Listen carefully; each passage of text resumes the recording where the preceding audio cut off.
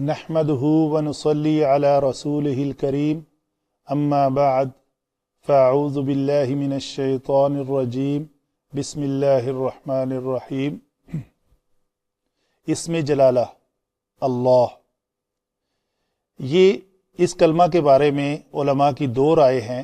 ایک یہ کہ یہ اسم جامد ہے جو اس ذات کا نام ہے جو ان تمام جہانوں کو بنانے والی ہے، اور دوسری رائے یہ ہے کہ یہ اسم مشتق ہے۔ مشتق کے لیے اس کا مصدر جو ہے وہ ہے الہ، جس کا معنی معبود ہوتا ہے۔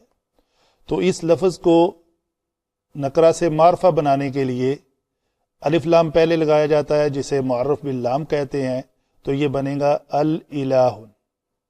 الالہ میں ابھی یہ ہے قانون کہ جب حمزہ متحرک اور اس کا ماقبل ساکن آئے تو اس کی حرکت اپنی حرکت ماقبل ساکن کو دے کر خود حذف ہو جاتا ہے۔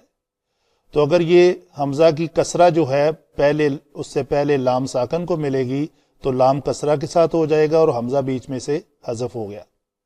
تو ابھی دوسرا قانون جو ہے وہ اس میں یہ ہے کہ حمزہ کے حذف ہونے کے بعد دو ہم جنس حرف اکٹھے ہو گئے ہیں، لام کسرہ کے ساتھ اور دوسرا الہ کا لام جو کھڑی زبر کے ساتھ تھا۔ تو جب دو ہم جنس حرف ایک کلمہ میں اس طرح اکٹھے آئیں کہ دونوں متحرک ہوں تو ان میں سے پہلے کو خود ساکن کر کے دوسرے کے اندر ادغام کیا جاتا ہے۔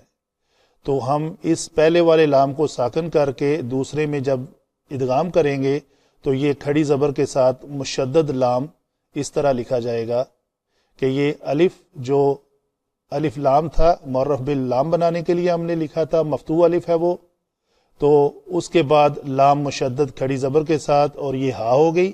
تو یہ جو بیچ میں لام ہے یہ علماء لکھتے ہیں یہ خط کتابت کا لام ہے جو اضافہ کیا گیا ہے۔